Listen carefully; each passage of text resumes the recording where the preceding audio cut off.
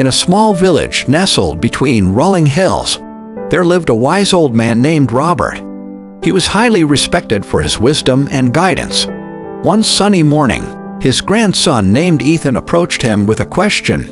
"Grandpa, do you know the most precious and valuable thing in this world?"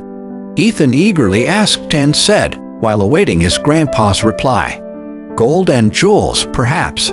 Robert smiled and shook his head, saying, No, my dear grandson. The most precious thing in this world is time." Ethan furrowed his brows, puzzled, and asked, "But everyone has time.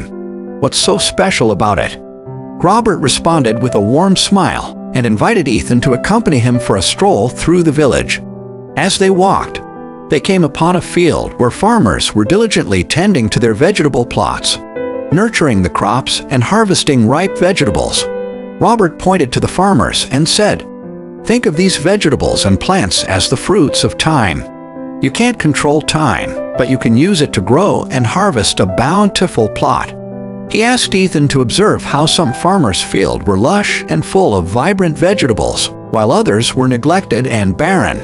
Robert explained that, like the plots, people handle their time differently. Time can either be well used or wasted. Continuing their walk, they visited a woman who was diligently weaving a stunning tapestry.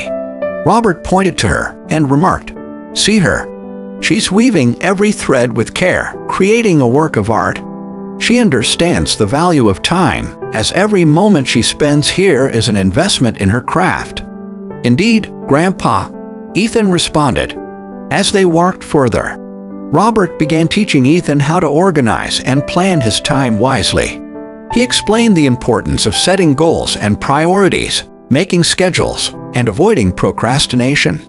Continuing their walk, they arrived at a small meadow where an artist was diligently painting a vibrant landscape. Ethan gestured toward and said, "Look at the artist. They understand the value of time.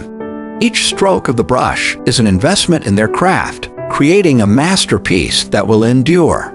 Further down the village, they spotted a drunk man lying on the ground. Robert nodded toward him and said, "Here's another example. He's spending his time drunk, not realizing that time once spent is gone forever." Ethan noted knowingly, "Grandpa, he is indeed wasting his time." Robert smiled and said, "Remember, Ethan, how you spend your time determines the richness of your life. Use it wisely, cherish every moment, and make the most of the precious gift that is time."